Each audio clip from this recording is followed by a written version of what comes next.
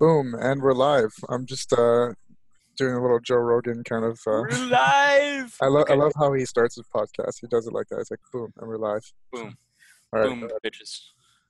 Drop the bomb. Okay. So, pretty much the idea here is for the last few episodes, or on and off, we've been making circles sort of around the topic of transhumanism, right? So, in this day and age, it seems to me like we've kind of found our new god, our new hopes for transcendence. I believe that all humans, on some level, were looking for some form of transcendence or way to move up in reality, like get more connected to what reality actually is, and I think kind of level up. We all have that feeling on some level, just a little bit.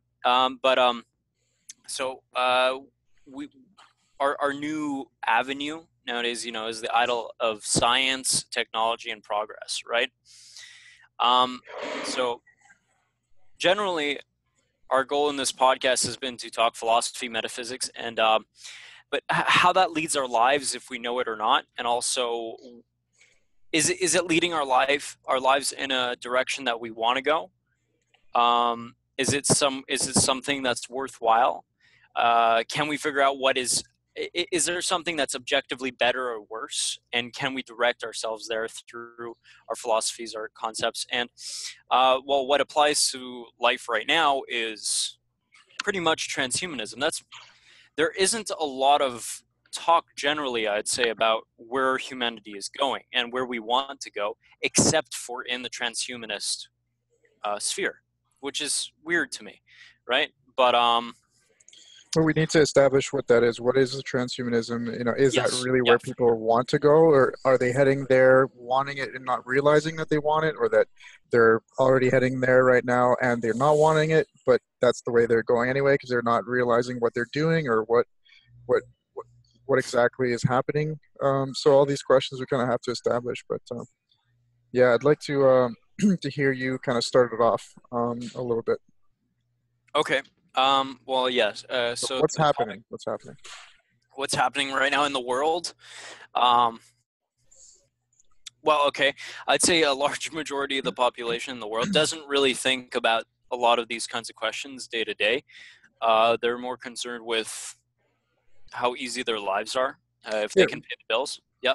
and if No, I can I'm interject, just painting a picture here, but yeah, no, I want to interject on your painting there. So, like you said, they're not really thinking about these questions. I mean, you bring in the word transhumanism, and they're just like, oh, okay, it's like some weird, yeah. freaks kind of people, and it's true. There are a lot of I don't know, let's say, odd characters in that world, but the It's a point whole is, mix. It's a mixed bag, yeah. just like anything else. But like you said, they would rather keep their noses down and into whatever makes their lives easier and comfortable and entertainment and all this kind of stuff. And it's funny because that's exactly what the transhumanist sort of heading is all about, is the very technologies that people are using to kind of like make their lives easier and make progress in whichever way they want to, whether it's to start a YouTube channel so that they can make a living doing something they love rather than working in a fucking call center or something like that, or just sitting there playing virtual reality. That's what transhumanism is about, but on a much Ideally, grander, ideally, but it's on a much grander scale. Like these are just little components of yeah. of what transhumanism really means. I mean, I think transhumanism is more of a movement, something that's happening to human beings, not what human beings are doing necessarily. Well, I, But I think it's what we're doing unconsciously. I think as I say again and again, it's we either have a conscious philosophy or an unconscious philosophy. yeah, It's either exactly. leading our lives unconsciously, or we take control of it and we learn to be able to observe ourselves and make arguments and reach deeper levels of understanding to redirect where we want to go with our lives. Yeah. But Sorry, I cut you off there. That's totally not. yeah, yeah, no worries. Shouldn't have I done mean, that. go But ahead anytime. Just got to get back in the flow. Um, so uh, yeah, I think as a whole, that's actually a large part of that is we're all just working towards making our lives easier, right? But we have to step back at a certain point and start wondering, is making our lives easier actually making it easier long term? Is it just a short term gain? How do we do this the best that we can so that it pays off in the best way as long as possible and in as general a way as possible? Because I mean, it's the same thing as like a lot of people just end up doing drugs for the same reasons as someone might work a boring day-to-day job, because it makes them feel comfortable, right? It gives them well, not an escape, but like Purpose, or at least a a comfortable feeling, existence. right? A comfortable existence. Yeah. Exactly. So by giving more of our work to machines and AI and automated systems, are we giving up something that we might in the future regret? Um, if so, what? Do these technologies come with downsides? That's what I first introduced this topic for today as is there a dark side to technology and progress in science, and just kind of putting our faith in the these these leaps, right? These progressions, these into new levels, or is this just this almost divine science, as in like we're all just heading into the singularity and unconsciously this is what we're doing and this is the perfect thing and it's all meant to be. You see what I'm saying? Yeah, I think it would be important to make a distinction though when you say that is there a dark side to science and technology and progress in that sort of direction. I think we should make a distinction between the dark side, the dark possibilities of the future, or the dark side and as to what we're dealing with right now, and maybe even as to how dark it's been in the past. I think we should deal with that. It's all of them, right? It's all of them, but I think Yeah, we should focus a little bit more on less on the future, because there's many possible scenarios. I think especially in the AI community, I think people absolutely. are talking a lot about this misalignment issue. It's they call it the alignment issue, which is basically we want to make sure that whatever artificial general intelligence gets created in the future, which would be something of its own kind of consciousness in a sense, would we would want to make sure that its its motives and its kind of desires in a sense, because it would become something a little bit more conscious. It would be something that has more than just this kind of information processing, computing kind of cold mechanical being. It would be more than that, and so we want to make sure that it doesn't have a misalignment between its desires and at least our desires, or if not desires, but our you know right to exist alongside it. So if in some way, I think just for people who might not understand that what that means, I'm going to explain a little bit. It's kind of like if I Sam Harris and guys like that have been using these interesting examples. It's like if I ask the AI to, for example, make paper clips, or actually no, a better one was if I ask an AI to make traffic better, right? We say, okay, we want traffic to be great. We don't want this flow, so can you calculate a good flow for traffic on the roads? And then it might just decide that it's better to achieve that goal by killing all the humans, right? So it's not necessarily that it would want to go against us because it has some sort of evil intention. It would want, Yeah, and that's artificial narrow intelligence. I think that that's wouldn't. the Yeah, story of iRobot with yeah, Will Smith. basically, exactly. It's like a misalignment between the two. But if it's something that's more conscious, then we're talking about more than just an alignment. I think we're talking about an issue that has to do with some kind of morality. We want to make sure that it would have this sense of ethical kind of practicality to it, whatever it would be, whatever it is, so that it would not disregard humans as we've disregarded lower life forms, right? So we sort of seem to live in a scale where the more something has potential, the more a living entity or sentient being has potential for experience, suffering, and happiness, then the more that's how we sort of grade the scale, the more we pay respect to it, right? But not always. Look, I mean, it's true, the way that we treat cows and pigs and all this kind of stuff, they have the capacity to suffer. They have the capacity to be happy and all this kind of stuff. And yet we don't treat them that well. So the worry That then, depends. Just well, saying. well, we do, but not when it comes to industrial farming, right? I mean, it's horrible what we do to them. So like, it seems very clear that morality doesn't, it's not, it's not equated to intelligence. You're not more moral because you're intellectual. No. You may have the ability to understand morality a lot more, which seems to be the case. We know that some things are moral, some things are not, whereas, apes, monkeys don't necessarily understand that, there is right and wrong. But Well, just to throw this in, I don't know how accurate this is, but I have heard research saying that the average criminal is about at a 85 or lower IQ range.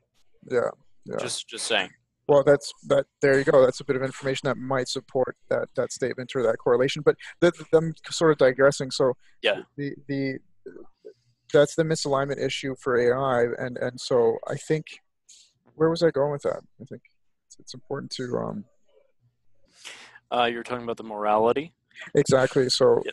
so basically, the morality issue at hand here is what we have to deal with, and how that ties into transhumanism is something that's a little bit important, because we are transitioning here, and so there are dark sides, like you said, to science and progress and technology, and that would be one of them. And so for us to transition into whatever it is alongside AI, which seems to be separate from us, one of the things that we have to deal with is the question whether we should merge with whatever we're creating. So is this artificial general intelligence something that we need to become, as opposed to just sort of like fight or try to master, in a sense? So these are the dark things that I think, it's scenarios that people have been talking about already, and so I think it's very fascinating. And if anybody that's listening didn't know about these kinds of topics, they should definitely look into it. And there's more than enough, different possibilities and scenarios that people think about when it comes to like the alignment issue and all these kinds of morality questions. But let's talk about the past first. We can get into that stuff a little bit later. I'd like to really shine the light on you here, because you have a little bit more of an understanding as to human beings, what's good for us, what makes us human, this kind of stuff. I think you have a bit of a knack for that. And so what is it about technology and progress that's been negative in the past as we've been transitioning into, because I think transhumanism, we should make it clear that by virtue of the word trans, that for transition, and human, which is human, obviously, we're dealing with two things here that oftentimes becomes something else. And I think that whatever that something else is what people defer it to, right? They say, well, it's transhuman, it's something else. But what is that thing? And that belongs to the future. We don't want to talk about that. We want to talk about humans transitioning. And technically, some people would say that transhumanism has been, happening ever since we became Homo sapiens.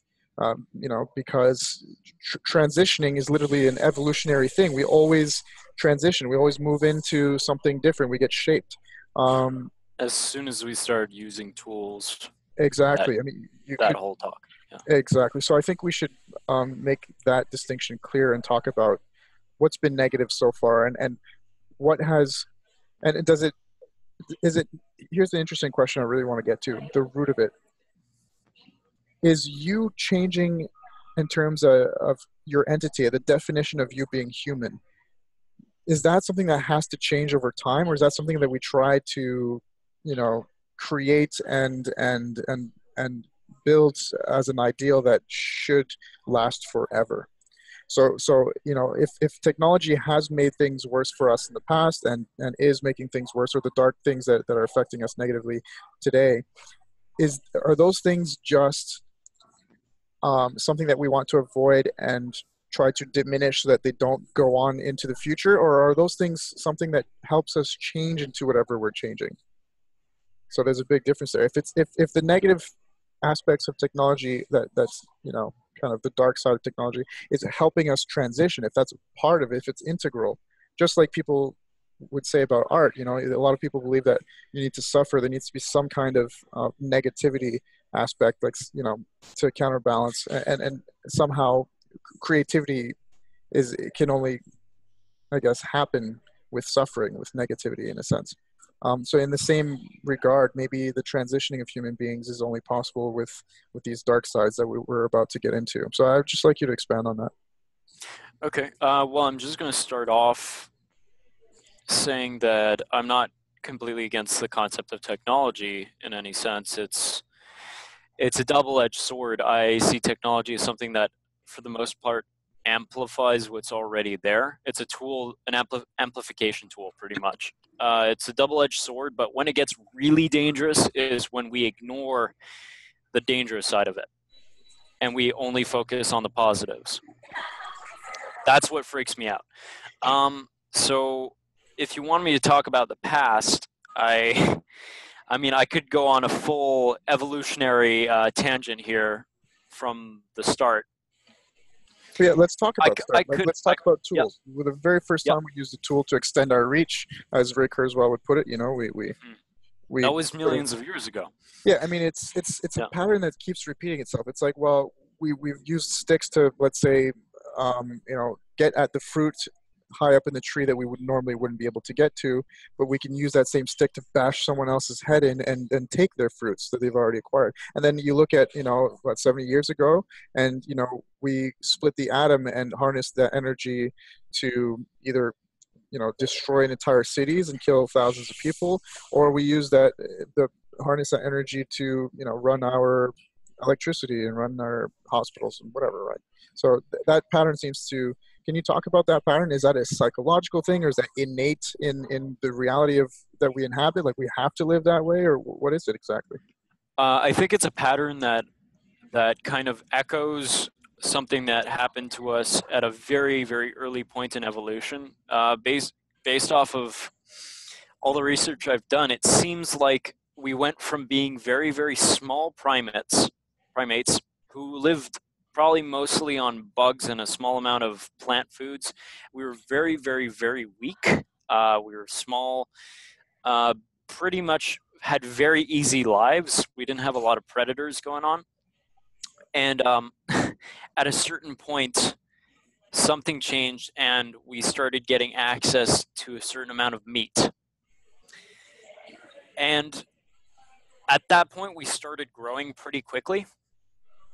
And it's at the point when we grew enough to start hunting larger animals that contain a lot of fat, and we could pick the best parts of it. We weren't just skirmishing, because at first what happened is we would eat off the bodies of animals that had been killed by larger predators, right? So scavengers, pretty much. But then we grew, and then got good enough to kill other animals. But then when we got to the good bits, the choice bits, we exploded. And so basically the idea for me here is the contrast from going from an incredibly weak species to a very, very powerful one that's growing very quickly. And primates have good brain mass, so we are fairly intelligent as well. Suddenly, because we're weak, we had to use tools to get an advantage. We had to reach out and start using things. And it's that contrast, this weird contrast from going from the underdog to the top dog that I think is being echoed throughout history. And the way we did that was through tools.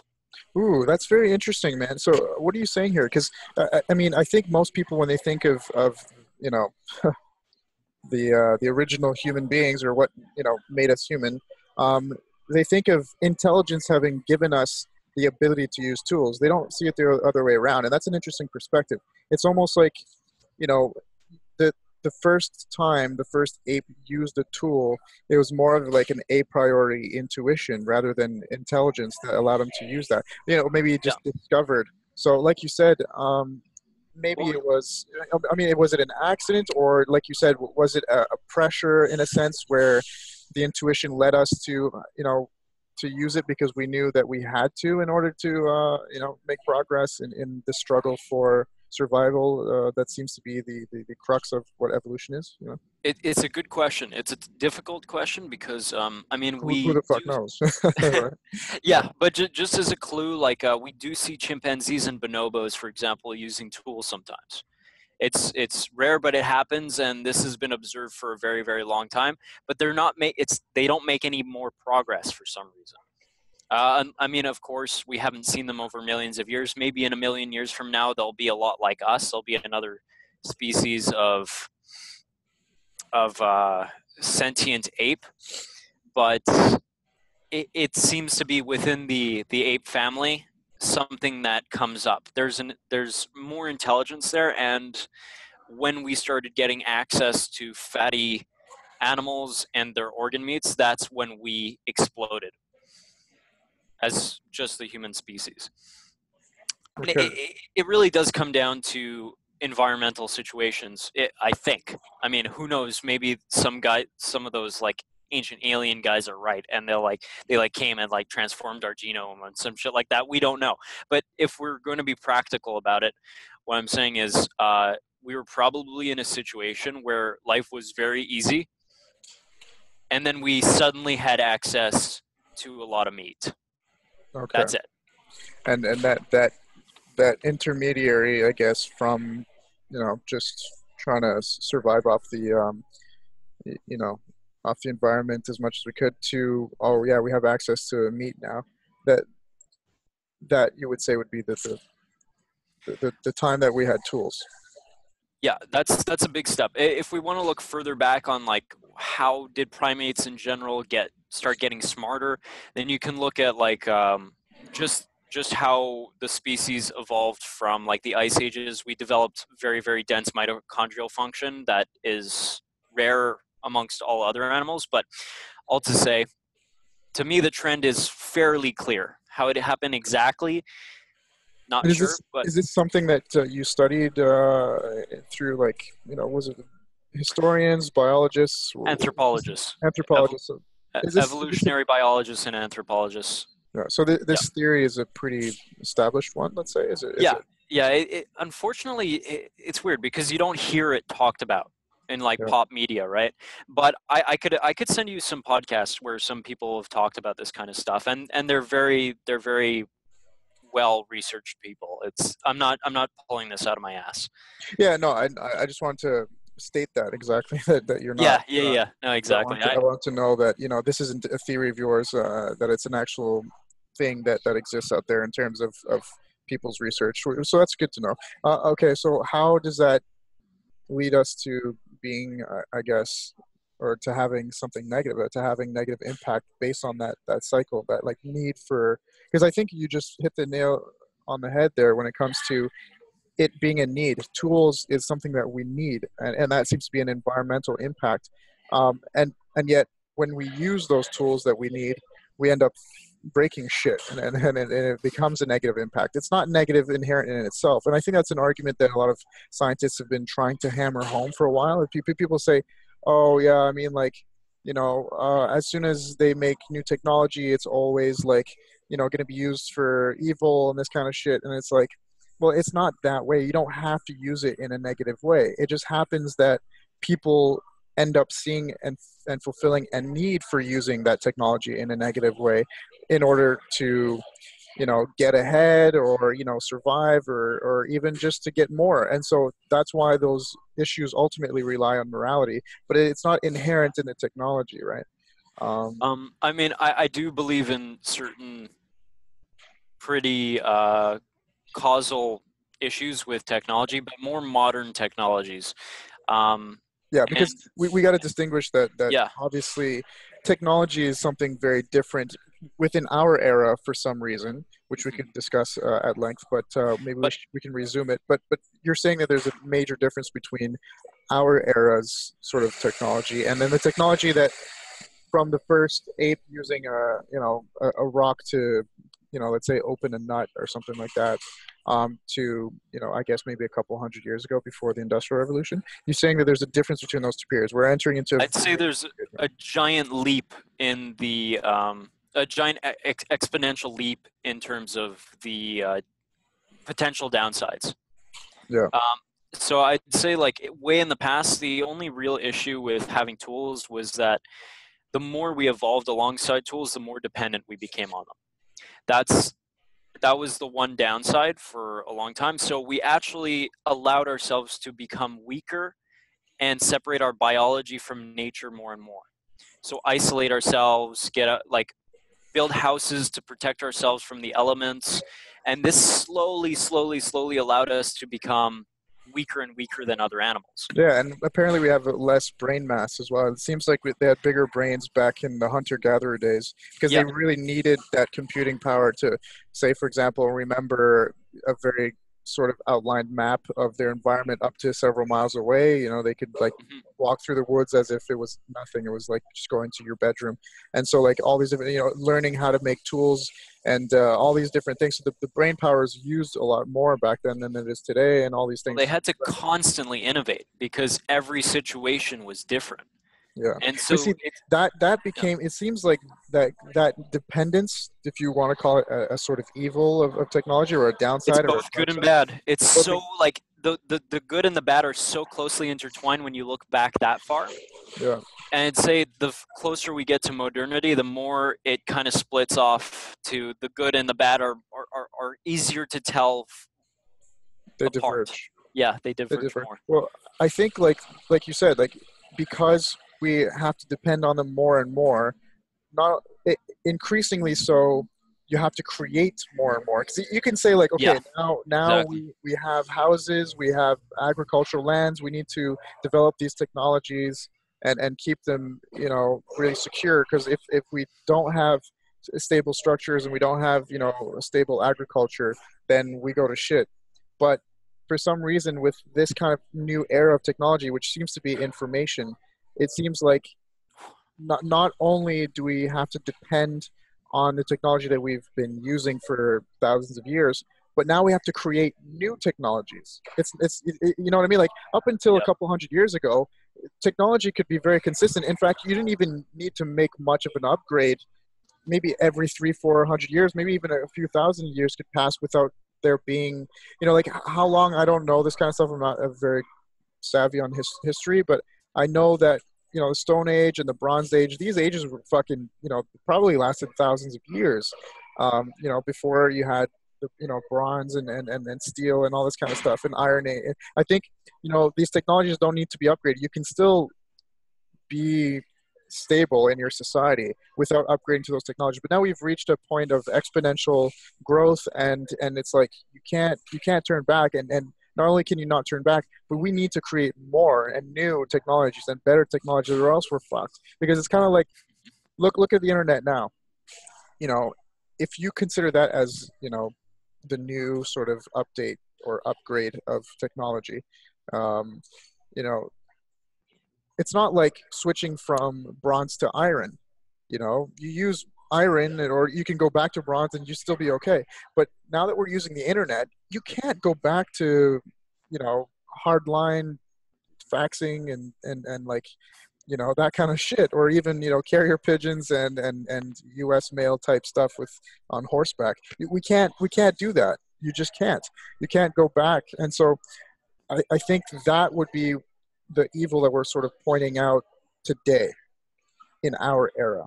And it Mhm. seems to be linked to something that has been going on since the beginning. It's just we didn't see that it would ever become something like that. It's almost like the what happens really fast isn't necessarily the technology, but it's our demand for technology. Yeah. Well, I mean, just think about it this way. For thousands of years, what you might consider comfortable would be like a bale of hay, right? Yeah, In a barn, that a breezy, very drafty barn, that as long as it's not snowing on you, like you've been working all day, it's fucking freezing, or you're out in the sun and it's blistering, and then you get to that and you're like, fuck yeah. But imagine most people today dealing with that kind of a life. So the demand for comfort keeps growing, and the faster we're supplied with greater levels of comfort, the more our desire for even greater levels of comfort comes quicker. You see what I mean? So if we're Yeah, getting a massive amount of progress even within one lifetime, our demand within that lifetime grows exponentially. yeah. It's not. I get what you're talking about. Yeah, it's like the lack of any kind of struggle is what makes us. It's so counterintuitive because the lack of struggle is what makes us need more comfort. And You know what I mean? because our brains work in large part on contrast, so we need something that is shitty in our lives to be able to identify the good. Yeah. So if you have nothing technically shitty in your life, like you're not getting chased down by a bear, or I mean, even just you're not working that hard most of the time, then your brain starts making up. It perceives, It perceives your current situation as the negative yeah, situation, and it and so compares it to the high point. which is something that you haven't gotten yet and you need to get to. It's a Yeah, and very then when you get there, that's the low point, and yeah. It yeah, becomes so the on. new low standard. Yeah.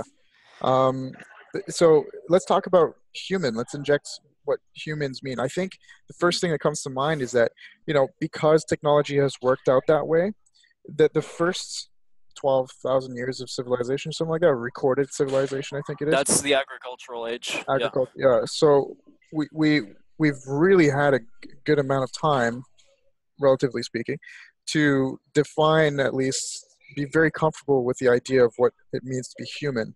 And I think that's why you're starting to see this sort of neo-Luddite kind of trend. It's like, well, this is obviously not human, guys. We're going into something a whole lot different. It is Um, freaky, you it know? is freaky. It's like, So whoa, I think calm down, guys. as much as the, I guess, apes that preceded us really, I don't know if they had, let's say they had the ability to say, whoa, guys, I mean, fuck, this guy's not like one of us. Look at his brows are like separate. They're not as low. I don't know, man. Like, he's Yeah. always seems surprised. We have these lowbrow. We're serious. This guy's not taking anything seriously. You know what I mean? But like, Yeah. I would imagine that Homo erectus and Neanderthals and all these they would look at Homo sapiens and be like, whoa, whoa, whoa. This isn't us. This is something entirely different. Well, And actually, if you look at humans 13,000 years ago compared to what we look like now, yeah. completely different. Yeah, but I mean, but we would Just to, still identify as human beings. We would be very different. As different as I could go to China and be like, yeah, you guys are a whole different thing. You look different, you eat different, and it's fucking great. We can appreciate those differences, right? But at the end of the day, we can still say, well, you're human. We understand the category that this is human being. Whereas so I'm trying to contrast that major leap from, you know, previous apes to us, Homo sapiens, and that previous leap happened to be, due to our frontal cortex. It's like boom, intelligence, way different. We have these. It opened up a whole new spectrum of abilities in terms of understanding self-awareness, our relation to time, this kind of stuff, morality, irony. We have a lot more, so that's what distinguished us, in a sense. And so I feel like this is where we're going in terms of being human. We're entering this new age where it's like this is no longer human, guys. We are adding a new level. Like Kurzweil really makes that pretty graphic sort of imagery type statement, that we're upgrading our neocortex. We're adding on a new layer, just like we had a few thousand years ago. And wait, so, wait, wait, just explain that idea just to make it clear. sure. Like, so, like through a phone, for Well, example. exactly. Like Yeah, that's a rudimentary example, but technically, yes. Like yeah. what people could look at their phones right now and look at every app that they have, and all the data that they're creating in that app and capturing. Taking photos, selfies, this kind of stuff. Setting up their preferences within those apps. All these things could be considered like the different areas of your of the new part of your brain. So like your phone is almost like the new layer that we're going to add on top, that's going to add a new layer of intelligence and abilities. So you have abilities to talk to people, you know live on the other and see them and all this kind of stuff, and even send them money, share pictures, this kind of stuff. These are powers that we have. This is technically a brain power. I can talk to someone on the other side of the planet anytime that I want through my phone. Well, soon this phone, it'll look very retarded, right? We're going to be, our kids and grandkids might look at us in past videos and be like, the fuck are you doing? What? That's so weird. It's almost like us looking at our parents using like a rotary phone, like shing, shing. Just be I like, love those things. yeah, it's like, can I have number 27? Yeah, I think he lives, on George Street. You know what I mean? So it's kind of like that. It's going to be rudimentary as fuck. So we're creating this new brain, but here's the difference. This new brain is not an individualistic thing. It's not like, oh, great, I, James, have this new ability in my brain. It'll be like that, but it will also be, this new ability in my brain is due to the brain, which we call the cloud right now, right? You can upload and download information to the cloud.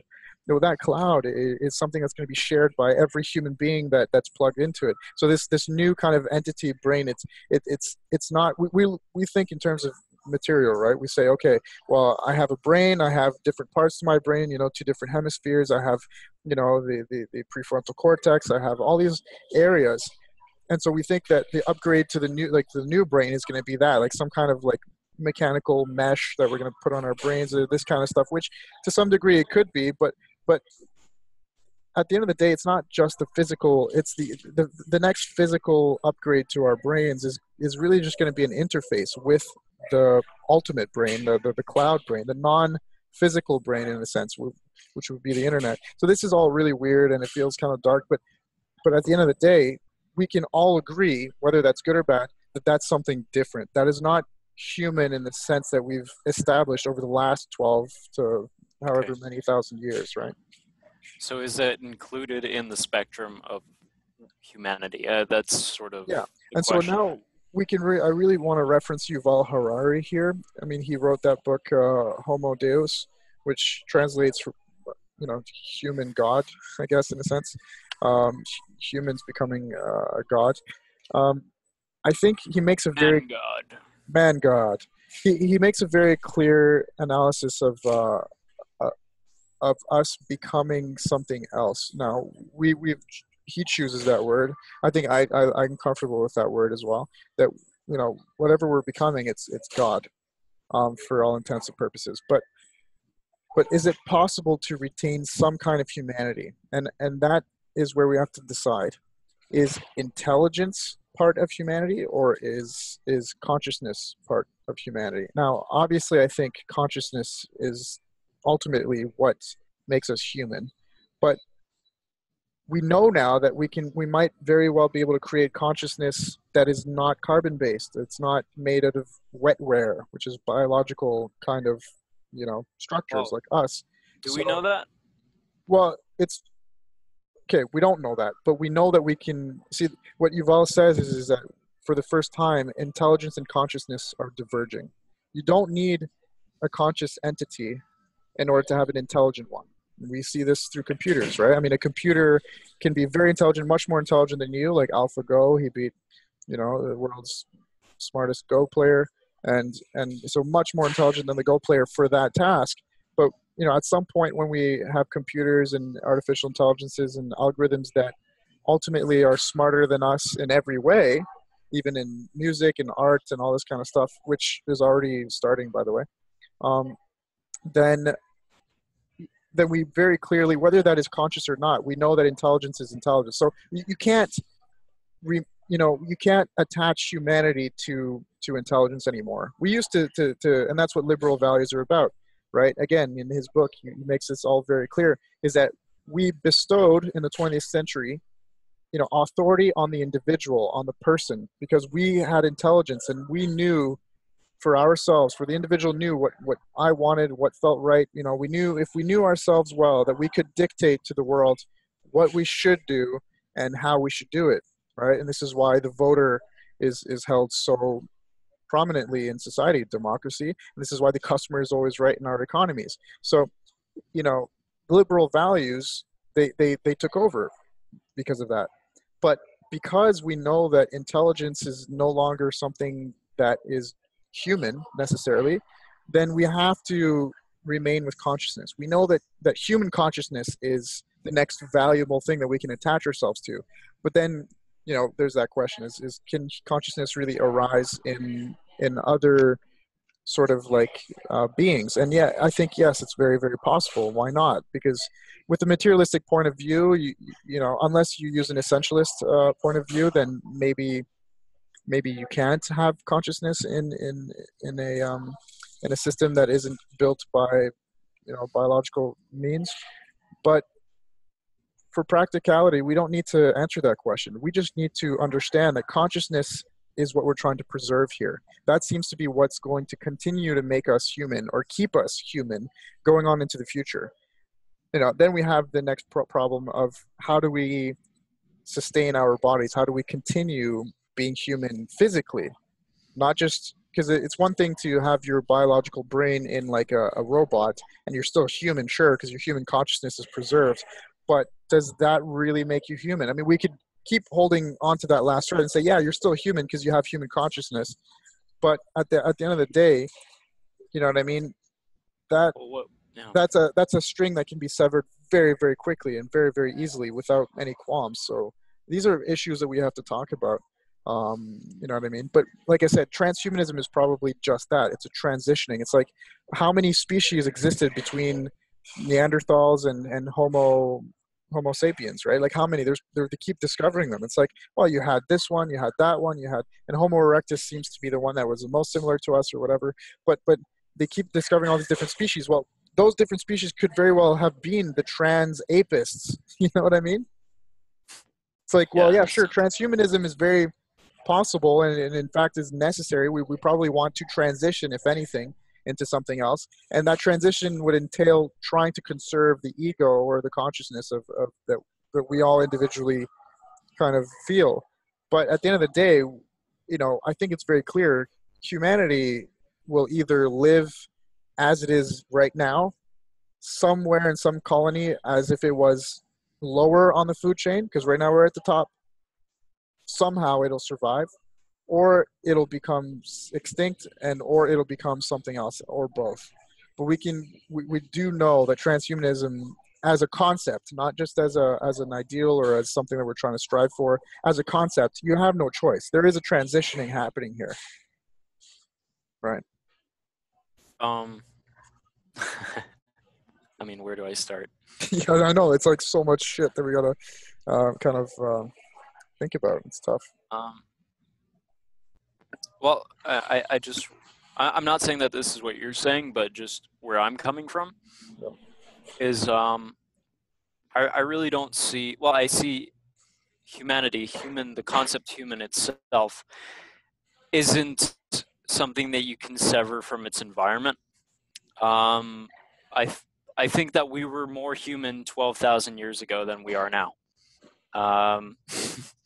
I think that it's a biological potential in a sense, and the closer we are to, how do I say, our optimal nature, the more it makes us human. And it's not to say that what we are now is wrong.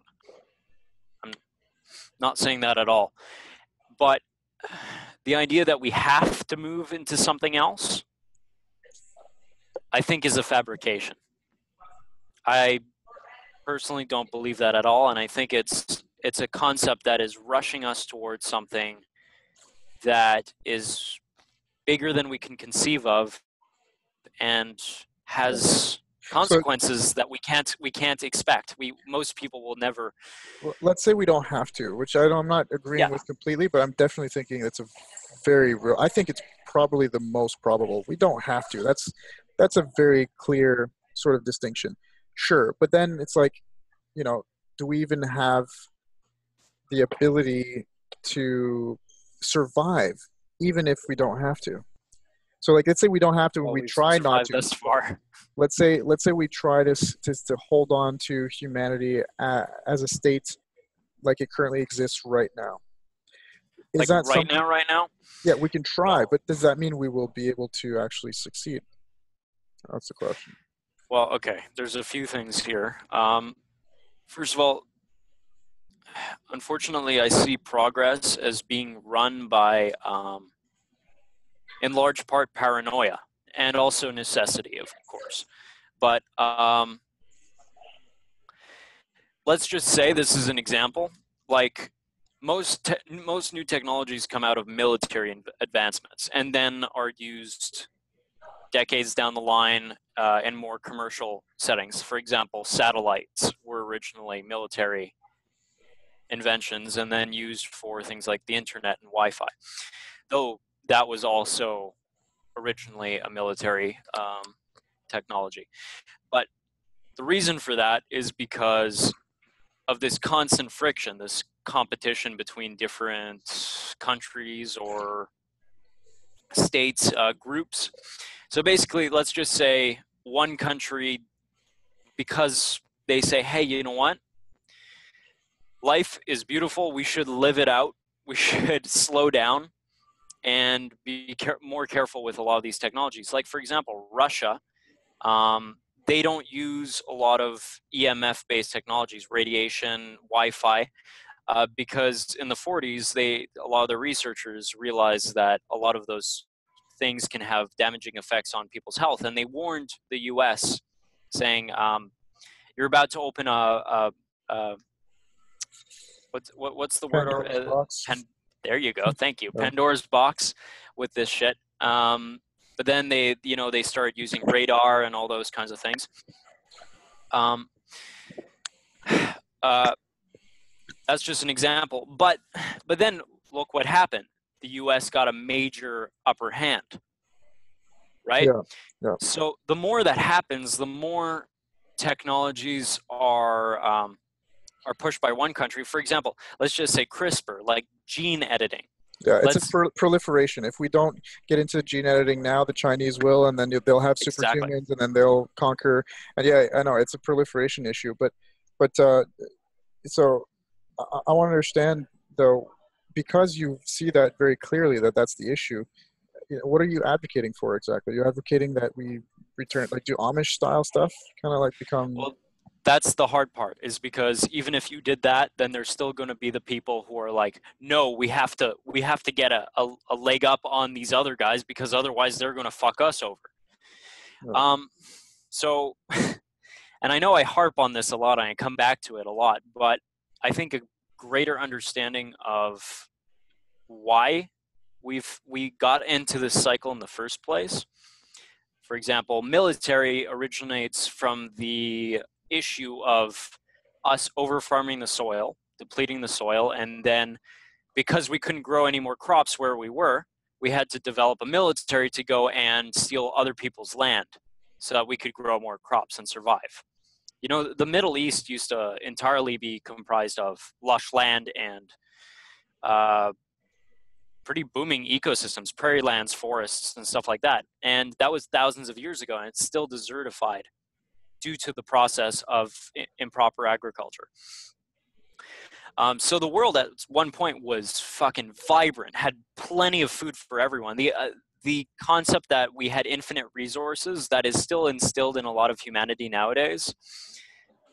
There's a reason why we have that, even though it's not so accurate anymore. All to say, like, for example, China, did you know that they're freaking out about encroaching desertification, and they have no idea how to fix it? So they've actually been planting this fucking wall of grass to try to stop it. They're fighting desertification by planting grass, and it's not working. That's interesting. Yeah, I know.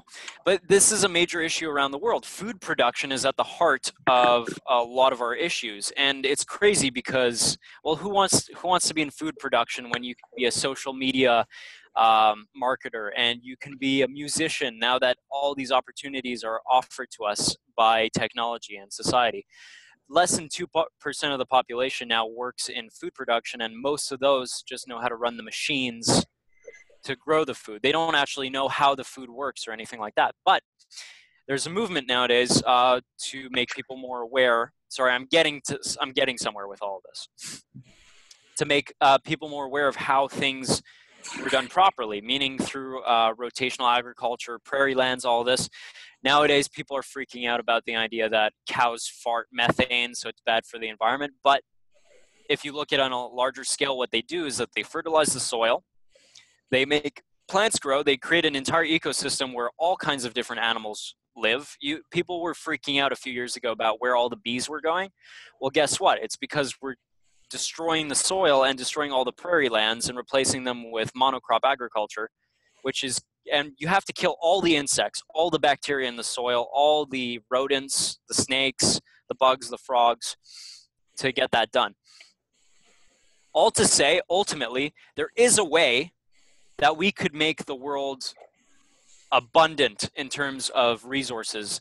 And when I talk about resources, I'm not talking about fossil fuels, I'm not talking about energy production, I'm talking about food, which was the main center of all technology for millions of years. If you look at all hunter-gatherer technologies, every single one of them is based around food, hunting food, processing food, deriving more nutrition out of food. And and that was how culture, that was what culture was based around. I mean, one of the things that we know is good for longevity is people sitting around making food and eating food together. It's communal. And what are we lacking most in our like emotional lives nowadays is community. And it's this food production. And I mean, for me, just saying, like, what gives you more purpose than I'm working on the food that I love to eat and brings me life, which allows me to work on the food and hunt and grow. Yeah. Together with the people that I love who are also doing the same thing. Yeah. That is all I want. That's all I want for humanity for eternity. And make some music, play games, make love. That's it. That's the very human aspects. Like, this is what we do, and we do this, and this makes us feel nourished, and so I think we can establish that kind of ideal alongside. Yeah, for sure. Future entity. I'm not completely against technology or anything in that sense. We can do that, but the problem is, how do you do that when there's different risks in the future. Like, if you have superhumans and they're, they just own all the wealth, and then, there's like billions of people who are useless, which is the thing we're about to, the very first one is the transport industry. I mean, people who drive taxis, people who drive trucks, I mean, all these people are technically going to be useless, right? And not only useless, but the chances and even the possibilities of these people being able to adapt to this new environment, for example, in terms of the job market, is very low, slim to none. I mean, you really think some guy who's been driving a truck for the last 25 years is going to go and learn, programming or something, programming or algorithmic kind of stuff? There's no way. So then we're talking about universal basic income, which, guys like Andrew Yang, really a successful entrepreneur, is literally going to be running for the presidency of the United States in 2020. Really? Okay. Yeah, and his plan is to do that because he can see that we don't have much time to act, and he wants to install a universal basic income of some sort. That has not worked historically, as far as I know. Well, I mean, like, there's arguments for and against it, but it might not have worked in the past, but it might not be something that has to work to get the economy going. It might have to be something that is necessary to keep the economy, I guess, viable or to survive. Because, so think about it this way: he doesn't see universal basic income as like, oh, cool, these people can just go off living their lives and doing what they want to do and have fun. Woo, we're in the future. He sees this as a universal basic income that will allow them to survive, but it's just barely enough. They need to continue working in order to live. So this is just enough for like food and shelter. It's not like enough to pay the bills and to have all the gadgets that you want and all this kind of stuff. And even food might not even be enough. But the point is, Okay. Sorry, that's an entire other conversation. I could go in a million directions on that, but yeah. We could, but the point that I make is that we could install this sort of back to humanity kind of idealistic society, which is something we've always tried to install with stability, but that stability has always been deranged by the fact that technology's progress and its proliferation has made it impossible to. So look, I disagree. I think we haven't actually known about this on a large scale until now. that's what we've been talking about this entire conversation, right? We said that the proliferation has been the issue here. I mean, like Yeah. if you don't cause or if you don't, advance in the technology, someone else is going to, and then fuck you over. So when it comes to humanity, we've been dealing with this issue, and so now that it won't be an issue of humanity, it's like, well, this is something else now. Well, then think about all our problems in that proliferation thing as being upgraded on crack. It's kind of like, cool, now we've created these entities that can, fix all these problems, the agriculture, the, maybe all this kind of stuff, and help us, live healthily and not have to work and just be able to eat well. And maybe they can fix all these problems, or maybe not. Maybe these technologies are just going to be, just even helping the inequality of the world right now. Like, we keep hearing different kinds of statistics that top 2% owns the bottom whatever. Yeah. Well, this kind of stuff, it's already, the scale is already so tipped that this new technology and this AI and all this kind of stuff, it might not create more inequality. It might just solidify the inequality that we have right now. It just might make it impossible to reverse. So like I said, I think ultimately speaking, I just don't see how the transhumanist movement can be or reversed. Sorry, and how it would be possible for people to live alongside it, like animals live alongside us. Because look, obviously we've made a lot of species extinct because of the way we want to live. So imagine once we have these superhumans or these AI gods just running everything.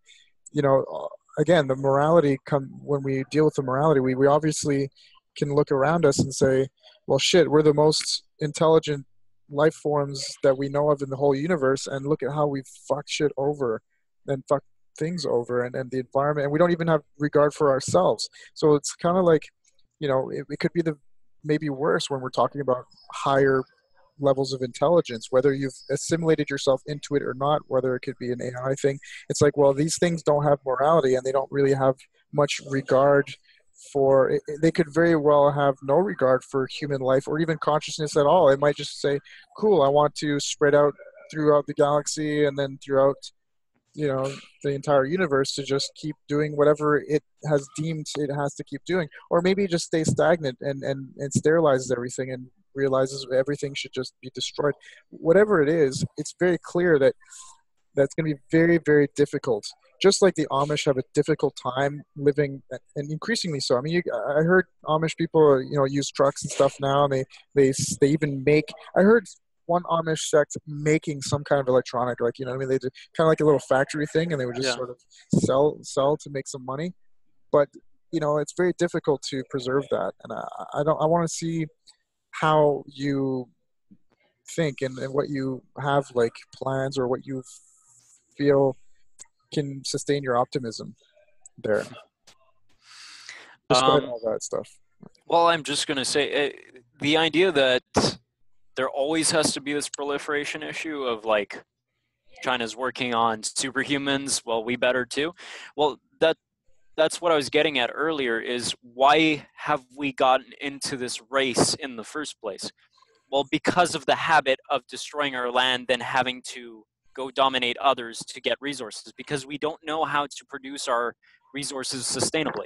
And the places in the world, like, let's just say, I mean, I read a book. I'm just using this example because I read a book, for example, with Tibet, or I mean, the countless uh, societies that Weston A. Price went to go visit around the world. All of these people lived extremely sustainably and had zero need for advancement, because they were living off of local seafood or the yaks, which there was an abundance of, and they never started growing grains, which there's a few reasons certain civilizations started doing that. But why why why are other countries competing with other countries instead of focusing on where they are and making it as abundant as possible so that you never need to go anywhere else? Well, it's that pattern from 12,000 years ago of destroying your own land and having to build armies to go fight other people. What I'm saying is, if we learn how to live with the land, And I know how that sounds. I know it's like some Pocahontas shit, but we are seeing this nowadays. Like, just to paint a picture, again, I use that that expression a lot. But did you know when the explorers first arrived here and they saw a herd of buffalo running past them? It would take 4 days for that herd to pass them. That's how huge the ruminant population was out in these enormous prairie lands with enormous diversity and plenty of food for everybody. Things really don't have to be the way they are. And this idea that this is how things are and this is where things have to go, to me, is this very, very narrow-minded perspective that has been instilled in us, and I'm still trying to break out of it. Yeah, no, I understand where you're coming from, but if I can interject for a second, I think it's very clear that the argument you're making is about possibilities, right? I'm not talking about possibilities. It's very, very natural to see that we don't have to. We don't never, like you said, you don't have to live this way. We could return to, living sustainably. In fact, that's what we have to learn in order to survive right now. We need to figure out how to make sure, we go. I'm using the climate argument here, but in some sense, we have to change the way we've been progressing our technology, or in ways that aren't necessarily more. Actually, in fact, they are progressive. That's what's so strange. If you use solar energy, you're making progress. But not only are you making progress in a way that doesn't harm the environment. So that's an interesting, that's an interesting way forward. But all it does is prove that technology is necessary, and that it's very hard to turn back from technology and revert to older ones. Do you know what I mean? So it's not about possibilities. I think the issue is probability. I think the probability of people waking up and saying, "Yeah, that's exactly what we should do. Let's do it," because obviously we don't want to, fuck everything up, and it's probably safer to just forget this AI stuff, quit it, just go back to the farms and learn how to be real humans again. I think the probabilities, dude, are very, very slim, and that's why it might seem like, people in my court would seem like narrow-minded, but it's not narrow-minded. I think it's just being realistic. No, well, okay, what I'm saying is the highest possibility is we continue down this transhumanist path, and for many reasons which I could get into, it will crash. Society will crash. We will have destroyed most of the land, and most of us will die. And the only ones who survive are the ones who either know how to survive, and the ones who are in far-off regions and who are being sustainable. Well, what are you saying? Are you saying like humanity, or are you saying the bottom 90% of all poor people, and it's only the top 10 that are going to survive on as something else, or what do you mean here? Well, it's hard to say. I'm not saying that there would be a distinction. I think a lot of the rich might die too. They might be better prepared for the most part. I mean, Christopher Langan, right? That's his name. One of the highest IQ guys in the world. What he's doing with his life is living out on a ranch, preparing for this. Yeah, but I mean, look, like I said, I think intelligence doesn't correlate with morality, but as much as I know. I'm giving an example. I know, but as much as intelligence doesn't correlate with morality, it also doesn't correlate with predicting the future. And so I think guys like Christopher Langan are very interesting, but I wouldn't necessarily say, well, if the rich and the intelligence are all sort of going this way, and they're all saying, yeah, here's the way we should probably live our lives because this is what's going to happen in the future. They're going in many different directions, the rich and the intelligent. They are, exactly. And so I think...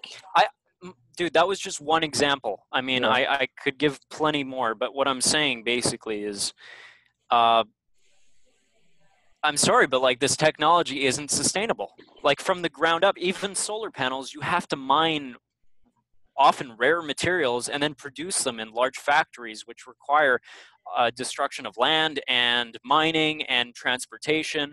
And what I'm saying is that we would have to, if we actually want a life where we can survive, then we have to reduce technology to the very minimum.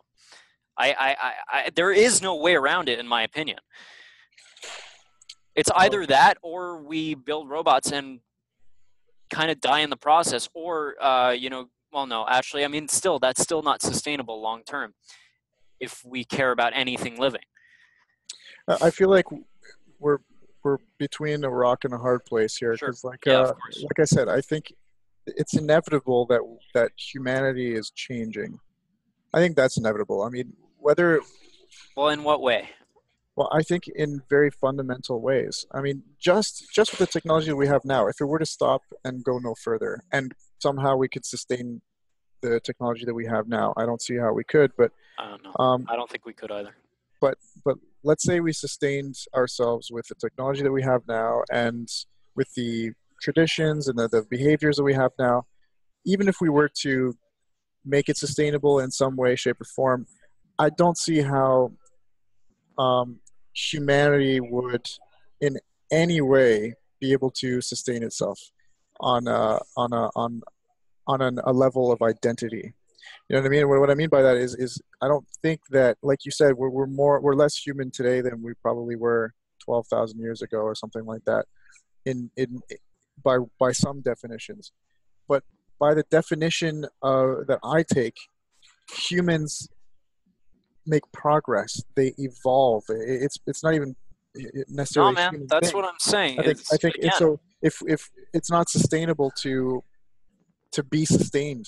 Do you know what I mean? That's what's weird. It's I like disagree. That's what we're going in circles here, man. I've explained it before. The yeah, only reason why we seem to require progress is, first of all, I mean, the mental illness nowadays, the anxiety, the dissatisfaction with our lives. but it goes against the laws of physics, the very laws by which we exist. It doesn't make sense to me. I think like you Dude, the know, fact that anything exists at all doesn't make sense to physics of in its course. modern perspective. We could go into like very very deep conversations for sure, But but I think and that that's that's what we eventually, at least maybe in another episode, have to get to those concepts, because yeah. everything leads from there. Every form of logic, every thought that you have is shaped based off of these fundamental Yeah. concepts. So here's if I'm going to resume it in one phrase.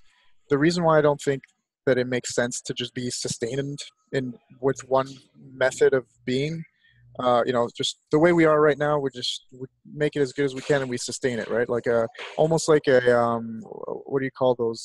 Not a Rube Goldberg machine, but those perpetual motion machines. You know what I mean? It's like it. Do you know what a perpetual motion machine is? I've heard of a few different Yeah. Well, concepts. For the most anyway, part, a lot of woo-woo bullshit, but I yeah. think you're talking about something else here. Well, it's a perpetual motion machine is like it's a machine that has the energy. The energy is sustained within itself. It's kind of like how can I explain? If I were to say push a marble, right, that runs within this contraption, well, that marble's very energy. Once you've pushed it, that the energy of that marble is self-sustained. So that marble will continue moving forever. It's perpetual. The perpetual motion machines are something that we've been looking for a long time. I mean, that's what Okay, you're talking about conceptually. conceptually, yeah, that's what I'm saying. Okay, yeah, absolutely. Yeah. It's impossible by the laws of physics to sustain energy forever. As far as we know, and as far I as know as soon as I say that, people are going to be like, ah, fuck yeah. this guy. But Look, like cold fusion, for example, we're actually spending billions and billions of dollars. Humanity is coming together. Many different international organizations and countries and governments are coming together. They're building it. It's called ITER, ITER, in France, I believe in Paris, somewhere around there anyway. And they're building this huge fucking hole in the ground like never before. And it's going to be, I think it's a tokamak, which is like a donut shaped thing. Anyway, and that's the next cold fusion kind of big project that humanity's funneling all its time and energy in right now. And that, if it proves successful, that won't even be the machine that we're going to actually have to build another one and a bigger one. And so it'll only prove whether it's possible to have cold fusion. Now, even cold fusion, which is basically what it is, it's the opposite of fission. So nuclear power is fission. We take an atom, we split it, and so the potential energy that inhabits that atom gets released, right? So that's fission. We crack it together. Fusion is when you take two atoms and you force them together, and the moment they touch, they become something else. and that something else is another form of energy, and that's what the sun is doing, right? It's a fusion reactor. Now that fusion reactor, even fusion reactors are not perpetual. The sun will die out at some point. It'll, even black holes radiate. We call it Hawking radiation, right? Black holes at some point evaporate. So Well, yeah, I mean, by okay, the here's an very laws of example. physics, dude. So and so just to tie it together, because it was supposed to be just a phrase, the phrase really was that entropy, okay, entropy demands something in the opposite direction in order for us to sustain anything. So entropy is literally just the disorganization of matter, of physics. Everything always, the potential energy always gets reduced, okay, but in the universe we inhabit. And in order you know, to survive that entropy, right, we use technology, we use, progression, we try to go against it so to sustain ourselves. And if we don't, if we pretend like we can, use this perpetual kind of energy somewhere or sustain ourselves in some kind of loop, then we're pretending in the wrong, we're not, we're that's just Well, destructive. then, It's how does actually anything regressive. exist at all? Again, I'm going to come back to this. Yeah. Like, okay, because if there had to be an original force, right, Yeah. to start the universe, then basically what you're saying is that we exist on borrowed time, and eventually the stars are going to go out, and there's going to be nothing, and there will be nothing ever again forever. No, no, not necessarily. I think there's different theories on that. I mean, look, within the universe that we exist, by the laws that we exist right now, that's what I'm saying the parameters are. And so we can't just, submit ourselves to it. But when it Okay, comes but to, then we're just looking at isolated groups, and yeah, we can't we, actually make any but we live in conclusions that, off of we live in this isolated part of the universe. We live in an area of it, at least, wherein the entropy is part of it, and we have to take it into account. Now, it's not to say that it doesn't exist somewhere else in another universe or beyond the Big Bang, for example. And in fact, there are theories that explain that in a few more eons, there will be a second Big Bang. Like, like it's almost like an eternal thing. It's kind of like an internal combustion engine that, you know, that. Well, the then the energy universe itself could be is perpetual perpetual. and Yeah. could be, but that doesn't mean that us on our level and the dimension that we occupy, that we can just live by those laws, Well, of course, we know right? our star is going to die eventually. It's going to go Yeah. out. So, But the Dyson sphere is really the next step. We're going to eventually need explain that. to. The Dyson sphere is basically harnessing the energy of stars by, I mean, the way that people think about it in their brains is literally like a shell that we would put around. And obviously, we wouldn't do it that way. It's more of like we would literally just send mirrors, in a sense that we would just they would kind of orbit a star, and these mirrors would all be put in a specific pattern, and they would just beam the energy of that star, wherever we would direct that beam, and we could harness it. So these Dyson spheres are the, I guess, the thing way into the future, because even if we can harness and do the fusion energy and do that, it still wouldn't be enough in order to, for example, have interstellar travel, colonize the galaxy or other solar systems. So the progress seems to be something that always demands more energy, always demands some kind of progress. I don't know, man. Yeah. Again, I think that over 3 million years, we lived pretty much the same way. Yeah, And but 3 million in the, taken into cosmic perspective, 3 million yeah, years is like nothing, right? It's a blink, I right? get that. So But I think to think that we have to change at this point out of the blue. it's how we're even here. It's because of changes. Evolution is just countless trillions upon trillions of genetic changes that have occurred over the entire span of 4 billion years of life so far. So I really think you're going up against evolution here, which is a very How so? well. No, I'm going up against the idea that technology is an extension of our biological evolution. But see, you have to understand that the way transhumanism works, and the concept here is that to transcend our humanity is part of evolution. We like to think of things in terms of, okay, what's natural. It I don't has to know. be That just natural. sounds stupid to me. I don't. Of course, but here, let me explain. So Yeah. we think of it. We like to think things in terms of what's natural, but obviously humans are least natural thing in comparison to the rest of nature, right? We do things that are so not natural, but we still have biological bodies. But and yet we have this cognitive dissonance where we say, yeah, we're very natural and we're part of nature, and yet we also separate ourselves and say we're special, we're different. But you can't hold both those views. Are we natural or are we not? And what is it to be natural? Well, obviously, we can categorize these things in different ways and say, well, there's a biological component to nature, there's a non-biological component to nature, there's a chemical category, there's a biological category. You can do these things. Physics.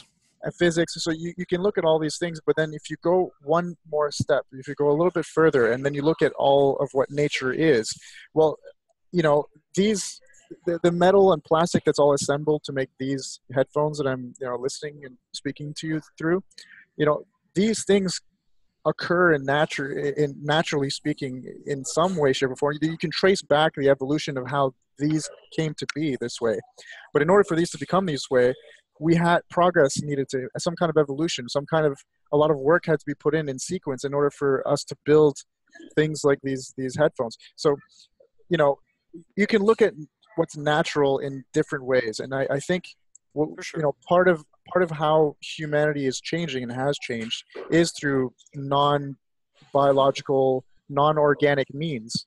You know what I mean? Like, I could use a stick, which is a biological organic means to reach the apple in the tree, but all of a sudden we made plastic. And so do we consider that natural? I mean, plastic is made out of oil. That's natural. Do you know what I mean? We make things synthetic, sure, but okay.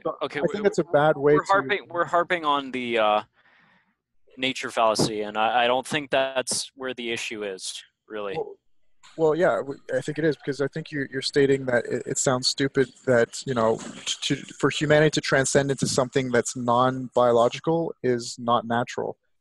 But it's part of evolution. Okay, that's not what I'm saying at all. The nature of evolving systems is natural in itself, right? I have nothing against that concept in itself. I think that basically everything about the way we're doing it now is just doomed to failure. Yeah. But I mean, dude, look, like I said, the way we're doing it now doesn't have to be doomed to failure. We are, that's the point. That's Agreed. The discussion. The rock and the hard place. Now you're talking about the rock. I think the hard place is just humanity and how we're stuck with having to evolve. That's the hard place. So we got to deal with the rock. And the rock is, well, how do we sustain these technological changes? How do we use them in order to survive as a human race, or to at least transition, well into whatever else we're going to become? Why don't we use technology to, how do I say, build a perpetual motion machine, or at least a machine that allows us to enter a dimension where we can do that. But then, okay, here. Well, I don't know where you're on to now, but what I'm saying is, why don't we use technology to work with evolution instead of take over evolution? But I think that's a false dichotomy, because it's not about working with or against. It is working evolution. With biology as opposed to replacing it. Well, of course. Look, I think I don't want to replace it. That's what I'm saying. I would like to sustain humanity as it is in some way, shape. Just like we want to save the fucking lions and the dolphins and all these things. We want these to continue. Fuck them. Yeah, who knows? But look, let's look at it in terms of time span. In another billion years, maybe the dolphin could have evolved the same capacities and abilities that Homo sapiens have. That would be something we would want to nurture and be like, cool, like consciousness and different ways for life and intelligence and consciousness. There's different variations of that, and we want to nurture that. We want it to continue spreading. So like I said, I don't feel like Homo sapiens should become some kind of mechanical thing. It doesn't have to be non-organic. We could sustain the organic side as well. Like I said, transhumanism is a transition into the next step of evolution. That's all it really is. It doesn't state that the next step of evolution is that it has to be completely non-organic. All I'm saying is it seems very probable, if not inevitable, that some components of human evolution will be inorganic. I mean, it already is. We're using our phones all the time. They're on us. They'll eventually be in us. And we're going to have nanotechnology running through our bloodstreams to kill off bad cells, this kind of stuff. That would be working, the inorganic and the organic working together. But at some point, it's going to change. You know what I mean? Okay. Well, okay. I'm just going to have to bring up this basic issue that once again is one of the ones I like to tackle that seems like no one wants to talk about, but is fucking EMF and radiation. We know now, like the medical community is fully open to the fact that it is damaging to the mitochondria and the body, and yet it's completely going ignored. Yeah. No, you're right. And it's just mind-boggling to me. And maybe it's not that serious. Maybe it's not that serious. But we're just diving ahead here without actually looking into it enough. And there are entire countries right now whose scientists have been warning against this kind of an issue for almost 100 years. One second, I'm almost done. Yeah, like China and Russia, they literally have laws about keeping in most areas the hertz, the level of frequency, to a minimum, because they've been aware of this for ages, and now they're rolling out 5G, and there are fucking birds falling out of the sky where this is being done. And no, whatever. Let's just keep it rolling. In the context of the transhumanist thing here, I think that's an interesting example. And you're right. Like, we shouldn't just dive into these things and say, cool, yeah, let's just use these frequency devices. And apparently the brain radiates it's some sort of synchronicity with 60 hertz or something like that. Yeah, that's like our upper limit. But I mean, most of our brainwaves are supposed to be around 0 and 10 hertz, but like our electrical grids are working at over 60, which is increasing chronic disease. I mean, if all the frequencies are really high all the time, that's going to increase our brain frequencies, meaning we're going to be in higher stress levels all the time. So what I'm trying to point out here is, like, there are two ways you could go about it. You could either get rid of cell phones, right? Which that's maybe too rash. Or you can, sort of work on cell phones so that those frequencies are no longer used, right? Mm-hmm. And then there's work being done in that direction. Thank God. Some work, but obviously very little, unfortunately. Very little, because the impact is not big enough for people to notice in time or to care about it in time. Yeah. So there's a third option, which is way into the future when we do start feeling these, negative impacts. I mean, what's going to happen? What's going to happen? We're going to use technology, right? Like, we're going to say, cool, let's use these genetic engineering, type stuff. Like, they're just, do you know what I mean? So one technology is going to fix the impact of the negative impact. You can't fix mitochondria with CRISPR. Not yet.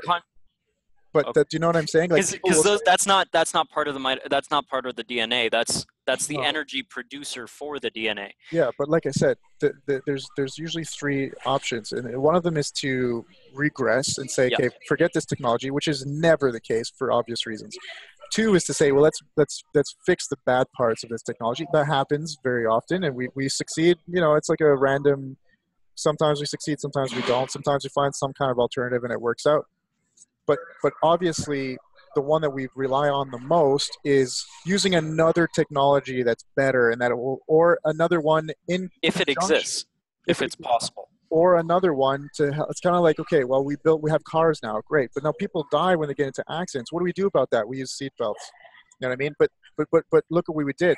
People still die because seatbelts aren't enough when you have these major 18-wheeler trucks going on at 100 miles an hour. So what do? Oh, let's use algorithms and computers to drive for us. So like I said, when these technologies become available, you're like, well, why don't we use it? We have that potential. So this proliferation of technology, like I said, it's innate, I think, as an evolutionary thing. I mean, evolutionary thing, I mean like that invisible hand of evolution. It just seems to be the way life functions. Life is very unnatural if you think about it in context of the universe. The universe is all about entropy, and yet what came out of the universe was a systems, which would be life, that counter or at least sort of piggyback on entropy, and then tries to go against it. Because you know you know you have all these systems of life that sort of sustain themselves for a certain amount of time, which would be a lifespan. But then out of these life systems that would sort of kind of piggyback on entropy, you know, another life form came up, which would be Homo sapiens, and said, okay, now we're not just piggybacking on the energy that disintegrates and just kind of gets disorganized. We're going to go against it. We're going to go the other way and try to, you know, whatever the opposite of entropy is. So like, I think these issues we have to make very clear, and then Yes, see absolutely. where do we go into the future. Look, I'm not pushing for regressionism. There's a lot of technologies that I'm experimenting with as it is that I think have enormous potential that we wouldn't have been able to get to without all of the problems of technology in the last 12,000 years. What I really, really, really want to push is more of a culture of being highly aware of the downsides so that we can work with them. Yeah. And being able to see it on all sides. Because I think an issue for me is like, of course, we're going to evolve. Even if all of society crashes, our biology is going to change one way or another, in some way or another, as life changes. I mean, even though I believe that we could have a far more stable and sustainable society, a global society,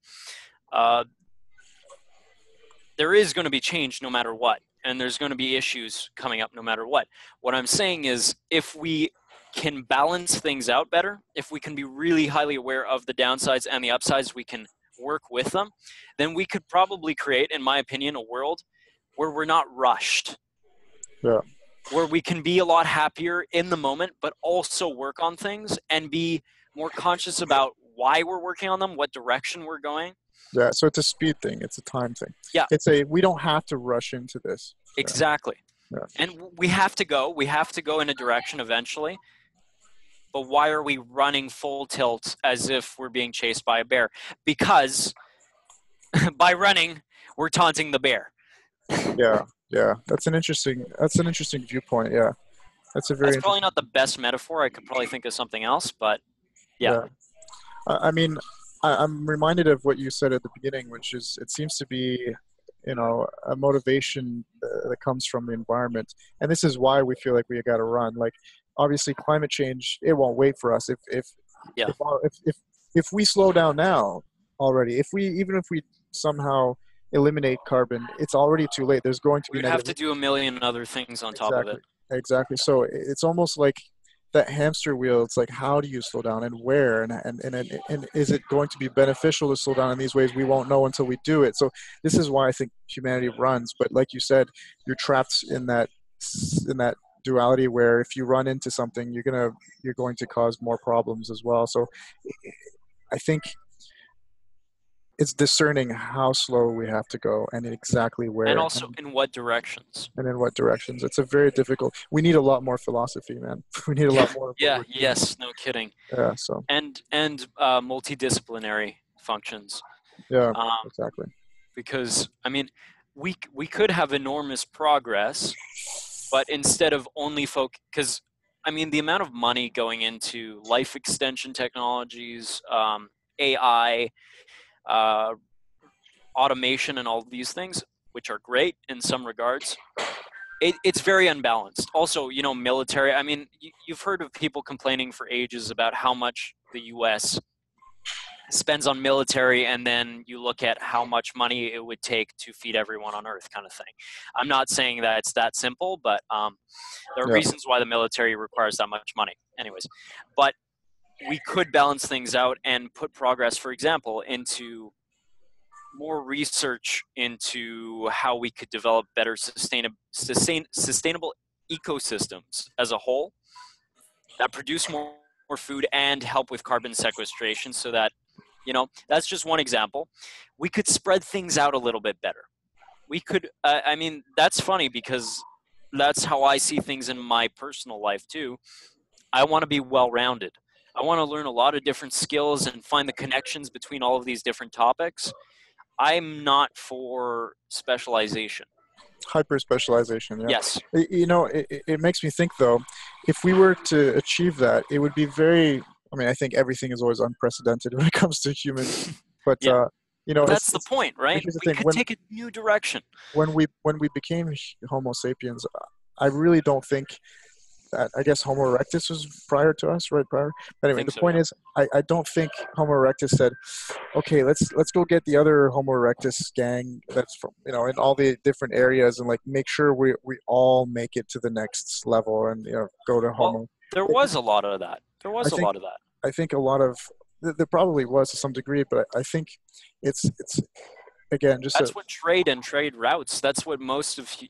history has been. It's What not I'm been war, it's been what trade. I'm trying to say though is that it seems inevitable and it's just a hard fact of the reality that we inhabit that a lot of people die in when it comes to evolution. Evolution is all about death, and if you think about it, right? I mean, it's like if you have the necessary markers to survive, you're going to survive, and your progenitor is going to survive, and that's the way it is. Everybody else who failed in and it's weird because they didn't really fail; they were born that way, and that's a hard fact of life that people definitely. You're talking about survival of the fittest. Yeah, survival of the fit, evolutionary humanism. But This kind of even look. yeah, I'm not saying that that's the way we should go, but what I'm saying is let's not ignore the very realities. See, I see everything as a manifold of truths. So like, it doesn't mean that we should.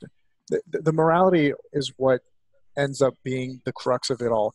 You have the evolutionary humanists, which were the Nazis, for example. They believe survival of the fittest. So it's the way it is. We need to be in line with nature. It seems very benign, but then you can see the horrible shit that can come out of it. So evolutionary humanism, though, it is predicated on a very real fact, and that is that evolution leaves behind whoever just didn't have the necessary. It doesn't have any room for empathy.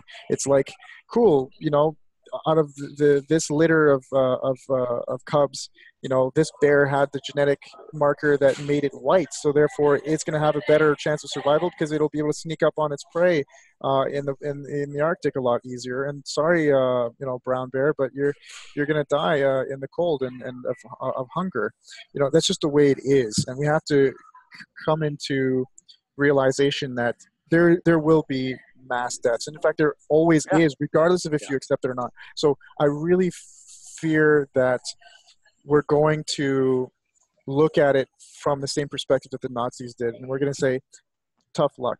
So obviously we can't save everybody. That's the other part of it. It's like, well, no, we should try, because that's where morality comes in. We should try to get everybody up on the same kind of, and that's what Elysium was all about. If you watch that movie, it's kind of I like, haven't actually. okay, well, basically humanity is on Earth. Most of it, it's all shitty. There's a ring Yeah, yeah. that's sort of orbiting Earth, and that ring is like paradise, and it's just got maybe a few million people that are super rich, have everything they want. But they try to keep the humans on Earth because they don't want to be overrun, and then all this kind of shit. So there's a guy who's about to die, and he tries to make it up there to use their machines because they have machines that regenerates them. These humans never die. They can cure cancer, everything. It's like a miracle machine, right? So he ends up going up to save himself, but at the last minute, spoiler alert for anybody who hasn't seen it, last minute he ends up, I think putting in a virus or some shit that allows the political system to be kind of hacked, and that with that hack they allow the humans to have access to the Medicare, and so like robots go down to Earth and they save everybody, and like this girl has her daughter saved who had cancer just in the nick of time, all this kind of stuff. So I think ultimately speaking, Elysium is the epitome of what humanity tries to do, and it seems to be that that's what makes us human is morality. So in order to have morality, you need consciousness, and that's why when I say I want to preserve humanity, I don't necessarily go with I want to make sure I have a biological body and all this kind of stuff. But honestly, obviously, I would like to continue having this biological. I wouldn't trade this body even if I had cancer. I think, well, this is an existence that is mine, and that's what's beautiful. And I don't care if I could have everlasting life necessarily, but it would be nice to have the option as well, right? So at the end of the day, we want to save as many people as possible. And I think, I don't want the next advancement of or the next evolutionary step of humanity to involve unnecessary deaths, because we do have the ability to act out our morality and say, no, we can move forward and save these people, and we're going to save as many as we can, anybody and everybody that can be saved, or at least can have the option to move on to the next step, whatever that will mean. And I think a lot of people like yourself, and maybe even me, I haven't decided yet, won't even want to, but we will at least want to have the ability to live as human beings before, these AI gods end up taking over and then humans go extinct. I'm okay with the extinction of humanity. It's going to end at some point, just as much as I'm okay with my own life. But that extinction of humanity should happen with some kind of dignity, where we're able to either transition into this new entity that we're becoming, or at least live out our lives with no poverty and sickness that really inhibits us from living, decent and happy lives. Yeah, I know. It's like one of those speeches where you're like, huh, that's a bit again. Well, but there you go. I think that's what transhumanism is. I think that's where we should be heading. That's my view. we're exactly for general AI and the possibility of extended life. Well, I mean, in practical terms, I think the way it's most likely going to happen is, yes, you're going to have, maybe 2/3 of humanity that's just, they're going to die out. You know what I mean? They're either going to find a way. When are you talking about here? Well, I don't know when. I'm not making a prediction, but I think I'm looking at the probabilities based on the historical context. The probability of I think there's going to be a new surge of quality of life that will arise in places like in the third world and all this kind of stuff. But ultimately speaking, I think before the majority of humanity is able to live in a sort of more equal, more kind of, I guess, ideal manner that we in the West and in the first world are fortunate enough to be living. I think before most of humanity gets on that level and is able to live that way until finally we are outnumbered by whatever entities, or maybe we get obliterated by them or whatever happens. But before we can get there, whatever is going to happen is going to happen. And so that's the fear, right? That's what we don't want. We want to preserve humanity in some capacity of dignity. Yeah, man. I would have preferred just hunting mammoths till the end of time. Yeah, but you're going to be until the sun explodes. But dude, you might very well, if that's all you care about, you might very well be able to do it by assimilating into like an artificial intelligence. You live in your own world where you can do that. But that would That's not real. That's not feeling. Dude, but it would be undistinguishable. You would feel it to you. Like that's what's. Well, I don't personally believe that we can transition into machines without destroying ourselves completely. No, I don't mean. Well, look. Or into virtual reality, and even with just the Neuralink. Yeah. The neural lace. But like when you're on your phone, that's a virtual reality. Even when you're reading, I avoid my phone as much as possible, and my enjoyment of life has gone up enormously since I've gotten rid of it. I mean, I think even if you're reading a book, virtual reality has. I think it's odd because I think people look at us and listen to our conversations in the manner that we think of these things as being separate, but they're not. And what I mean by that is virtual reality is not separate from what humans are capable of and what humans actually do. I think the first caveman to have ever picked up a paintbrush, which is probably just a twig with some leaves on it, and just smeared his blood on the cave walls that he was inhabiting or she was inhabiting to draw the bison that they had killed that day. That was the very first time a virtual reality was created and experienced. All right. That's virtual Okay. reality. Everything that has to do with conceptual world, to daydream, it's virtual. It's that's what it's part of beauty. I think it's a fundamental axiom of beauty is something virtual. It's something metaphysical in a sense. It's almost magical. It's something that exists without material base, without need or constraint. You know what I mean? It's not like you can think of, and this is what's interesting about dreams, right? You can have these dreams that have no sense, and it's almost like you enter a dimension where the laws of physics are different, and you can do what, and things arise that aren't possible in the real world. That is another kind of form of virtual reality. Taking a drug is a virtual reality. Being in love with someone and feeling that feeling is something that's not quantifiable, even if you quantify it in terms of chemistry. I In see the that as body, being very, very real. That's that you feel that in your body. It's you're not imagining things. and that's exactly my point. Those things appear real, and you could say that they are, or you can say that they're virtual. But at the end of the day, that line is blurred, and you can't actually say what's real and what's not. So virtual reality takes on a lot more of a complexity of meaning than just, oh yeah, I'm playing a video game right now with Oculus Rift or something. Do you know what I mean? Yeah, yeah, no, I get that. But when I'm talking about hunting mammoths, and you say that I can recreate that with virtual reality, you're Yeah. talking about me connecting my nervous system to a machine that sends signals to my brain to feel like that, right? Yeah. But what would be the difference to you?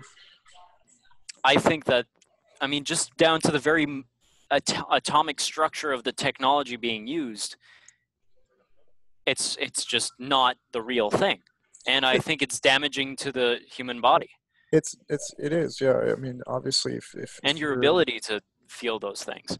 yeah, but no, you're absolutely right in that sense. Here's the thing, though. It's it's not the real thing. You have to think about it in terms of dimensions. It's not happening in the dimension that you inhabit with your body, but it's definitely happening in some dimension that is obviously, I guess, important to you. Because if it wasn't important to you, then you would not say that this world is real either. And that's the problem of consciousness. Right now, how do you know that what you're experiencing is actually real and that you're in the real world? You could be simulated, right? And at the end of the day, that doesn't matter. What matters is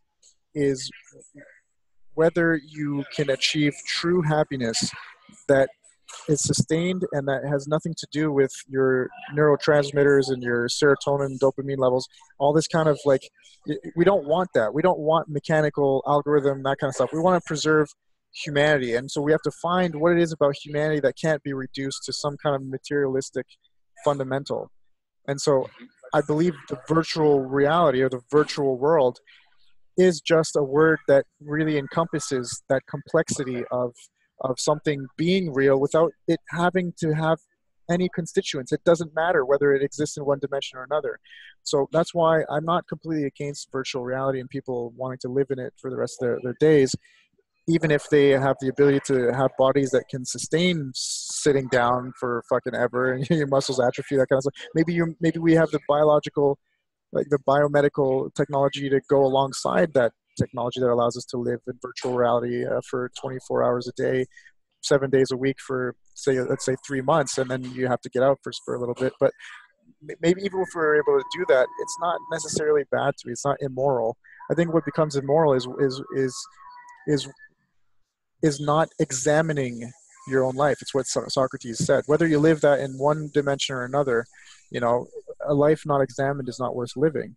So you can live it whichever way you want, but we have to ultimately capture the essence, or at least express the essence of what it is to be human in some way, shape, or form in order to preserve it. And that can be done across mediums. It can be done across, us being human this way or that way.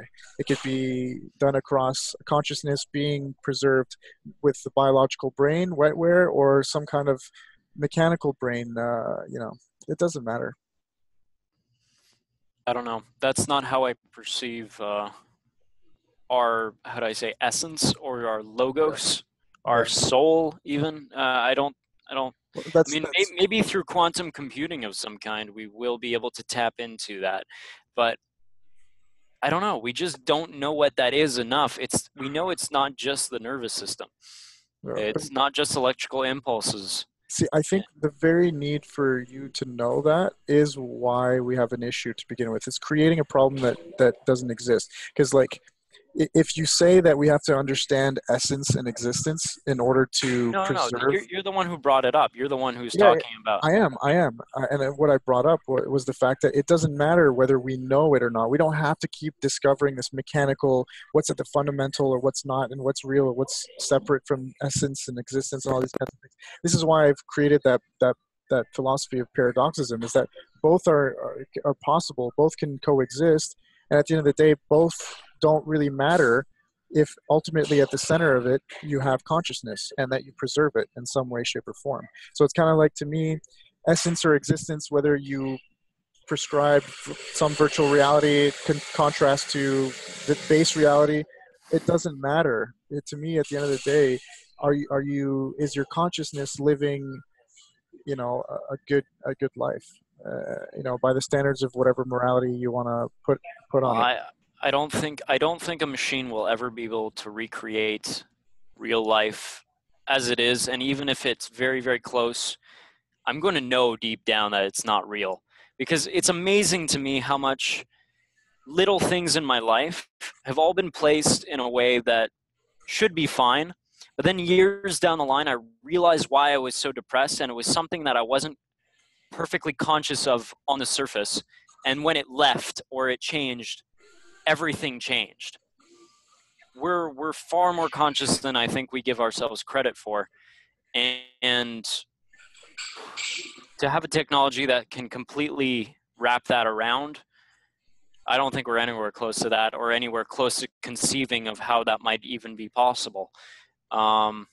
Maybe it is with like quantum computing and AI, but to me, it's like I love my existence. I don't need anything else.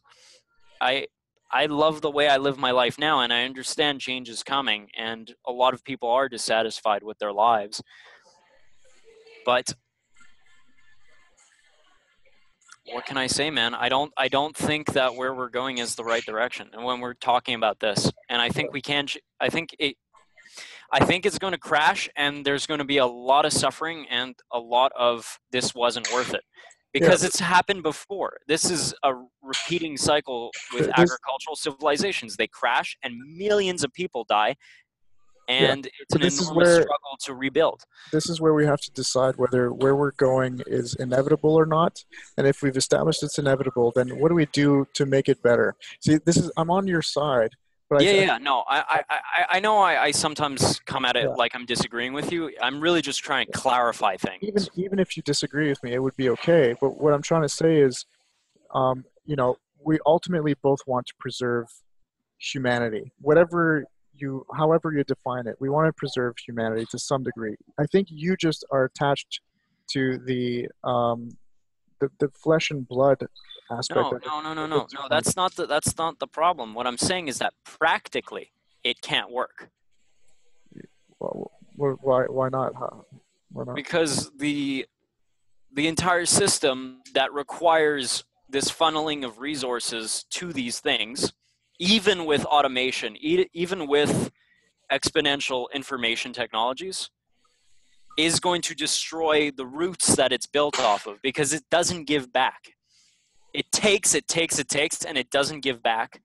So it's all just funneling this energy to one point of this one goal. This, I guess you could call it the singularity, and it's not funneling through. And that is the center of the issue. Yeah, I know what you mean. It consumes, but it doesn't restore. So look, energy cannot be created or destroyed. What is that? The first law of entropy, or first law of thermodynamics, or So no, sorry, is that Newtonian law? Anyway, whatever. The point is, energy cannot be created and it cannot be destroyed. It is self-contained in the universe.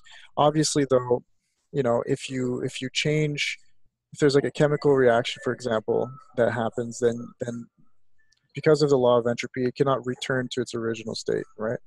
But that's not to say that we can't create. You know what I mean? I think, yes, it No. doesn't give back in the way. So it's like, okay, we can use up the resources of the planet, but those resources, if you coexist, like you said, with in a certain manner with them, then then those resources are regenerated. So we can find a way to be part of Oh this yeah.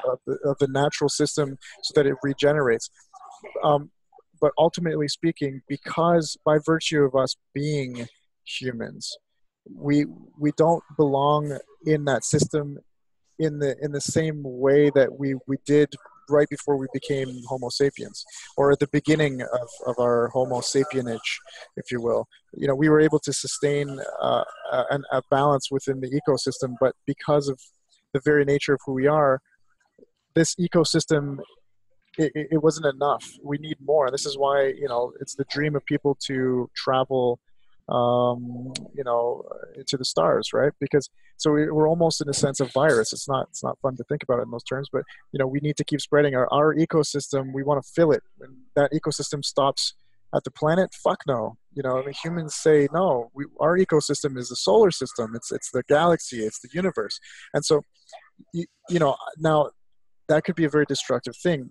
Maybe we can go inwards, and that would be part of the Fermi paradox. Maybe there's life forms out there who have figured out a way to coexist with their sort of planet's natural resources and be in balance with their ecosystem, and at the same time, while they're doing that, they get to explore the virtual realities, and that's why they've gone inside their own minds and explored their own sort of universes and spread out through those universes that they've created without being harmful to the environment that their physical bodies live in.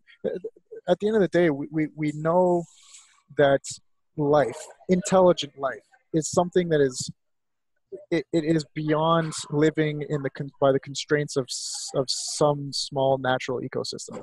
So that's the bridge that I'm trying to make between your, you know, point of view and mine. That we need to find a way to you know, coexist in a balance with the Yeah. ecosystem, whatever that ecosystem is, you know, and preserve humanity along the way, but by making progress, not How do not we how do we bring in progress and I yeah want to find a different word for sustainability, but I guess like progress and eternity. How do yeah we integrate those?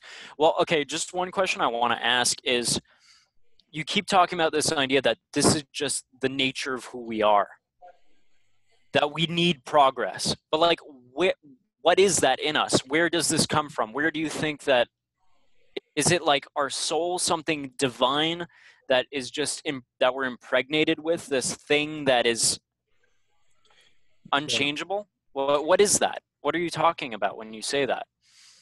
okay, so there's different ways to look at it, and I think that obviously that's the big question. It's returning to the ultimate question of, you know, why is there something rather than nothing? And so we're not going to digress too much into that, but the point We have is, to make a whole episode on that at some point. yeah, that would be good as well. We should end this one soon, actually, and then True. move on to It's that getting one long. maybe. But I think ultimately speaking, whatever it is that we don't have an answer for is what we attribute as being the essence. And so if you realize that, you know, right now there are things I don't have an answer for, therefore that is what I make out to be the essence, the essential component to why everything works the way it works in the spectrum that I do understand. So that to me is what ultimate. So what I'm trying to say is there will never be an answer because, and this is why the motto of basically updated our YouTube channel's motto. It says that you know, answers are only better questions waiting to be asked, and so we can, you know, before we discovered quantum physics, we felt like Newtonian classical physics were the answer to the universe is how things function. But it's like, but why do they function that way? And so we went even deeper and we said, well, because of the indeterminacy of quantum physics. But then why? Why? And it'll never end, dude. So even if we were to find God, some kind of essence, it communicated to us through binary logic somehow, and it says, guys, here's why, you know, the Big Bang, and here's what happens before and after, or whatever, and here's how I was created. But then you're going to ask why? Why were you, and why did you do any of this? And he won't be able to answer, or it won't be able to answer you. The point is, essence seems to be what is unattainable, and so this is why we try to attain. This is ultimately the answer to your question.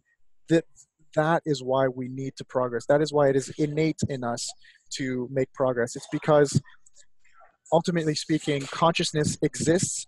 It is something. It is a question that is not to be asked, because do you know what I mean? It's an answer that does not have a question behind it, and to continue asking that question is something that itself is God. And it's inexplainable. It's like, would you ask me why I made you a coffee after you asked me to? No, you know those reasons, and ultimately speaking, you can ask, well, why did I want coffee to begin with, and then maybe you get an answer there. But ultimately speaking, it's an endless, infinite loop, and this is why I believe in paradoxism. This is why I'm trying to create that, and we're creating it even as we speak.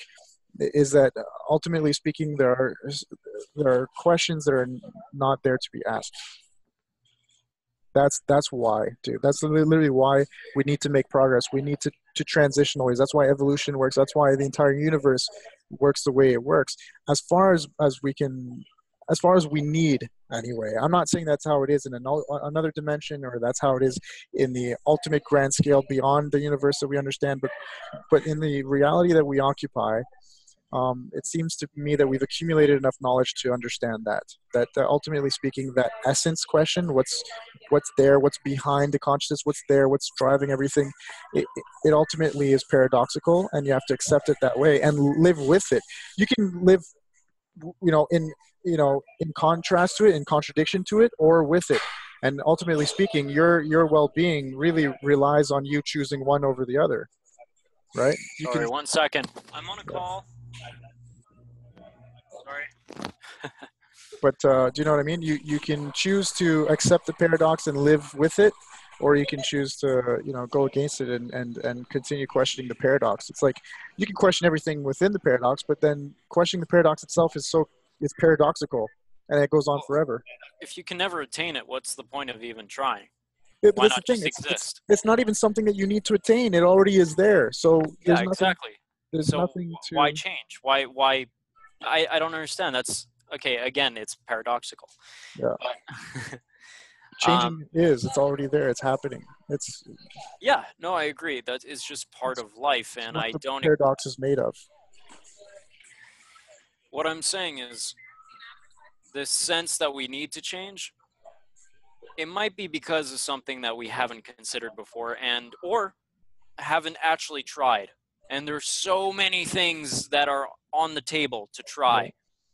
But we don't need so many things that require other things. Like right. We don't need for example, to change in the ways that we are right now. That's for sure. Exactly. I mean, there's so many ways. The Buddha and a lot of some Indian guy right now could be sitting in his cave and just be miles and just millions of years into the future, in his own mind and in his own existence, basking in the perfection of the grand paradox. And so maybe we should all do that. But ultimately speaking, whether it's possible for all of humans to achieve perfection by doing that, it seems like the way God and the universe wants it to be is that everybody attains that perfection their own way, and perfection is like a thing that happens, that has to happen in every possible way.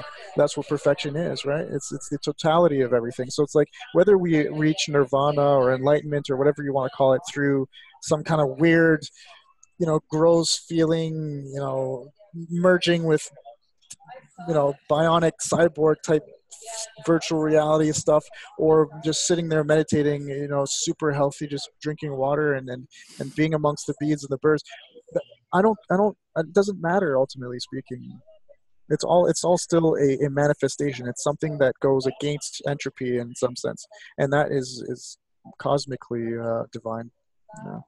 That's getting kind of woo-woo esoteric, but we need that to some degree. I came up with a new sort of way to put it. I call it the triple B formula or standard or whatever, and it's that we there's one truth that we need. There's only one truth that we need to believe, ultimately speaking, and the truth that we need to believe without proof, that we need to believe with faith, and it's that belief in itself is what shapes reality. Okay. And so Yuval Harari kind of resumed this in his book. He says, I don't know look, about that. well, yes, of course, belief shapes reality. I mean, look, he uses the example of Sobek, which was the crocodile god of the Nile in Egyptian times, and to please Sobek, they needed to do certain things, blah blah blah. Anyway, ultimately speaking, they flooded an area, right? They built some kind of dam somewhere in the Nile, and they flooded this area to make a lake, and that lake, made agriculture possible, and they were able to really thrive wealth-wise. But if they didn't believe in Sobek, who dictated that this is what he needed, then the literal reality that they had shaped wouldn't have happened. So belief seems to be at the axiomatic core of change, of progress, of anything, and so the belief that I subscribe to is the cogito, right? I mean, Descartes really made that truth really, you cannot go against, you cannot contradict that truth, that I think, therefore I am. Cogito ergo sum, right? So ultimately speaking, there's only one belief that you really need as an individual, which is I exist. This is it. Do you know what I mean? That belief is almost inevitable. You cannot escape that belief. Where I make the leap is I say, okay, well, there's one belief faith-wise. You need a faith-based belief. There's only one that humanity needs, and it's that, and that belief has to be beneficial and yet benign. So here's the thing. In order to create that agricultural wonder of a lake that created, they probably sort of had some kind of destructive force, right? I mean, you had some people dying probably in the process. You probably drove out some species of cricket or whatever, right? There seems to be always a negative impact somewhere. But at the end of the day, if it's possible to have a belief that is benign and beneficial, right?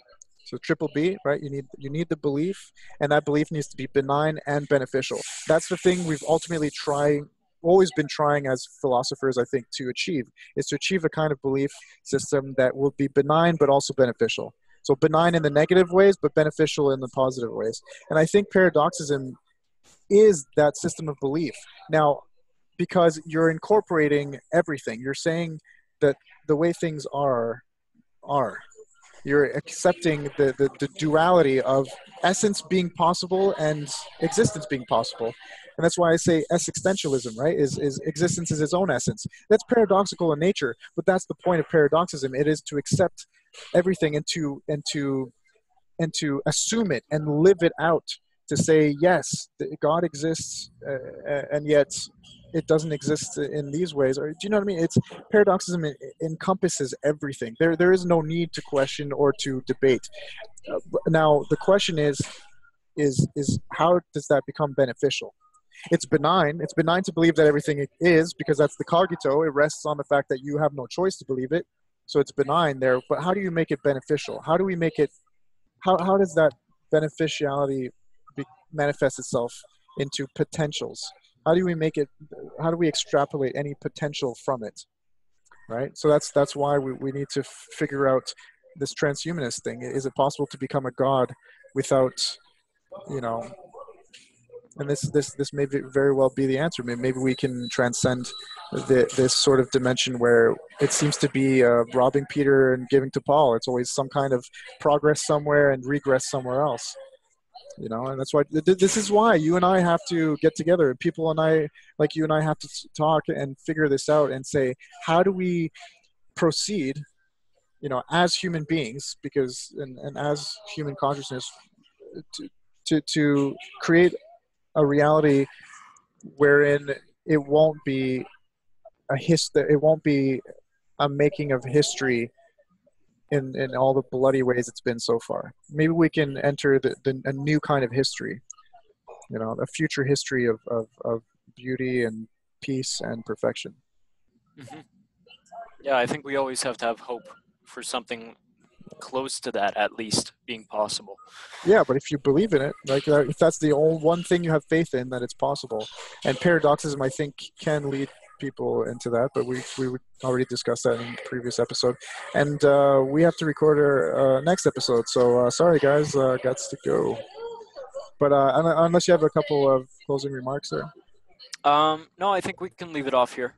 sounds good, bro. I think it was a very passionate discussion. All right, It's see you. full.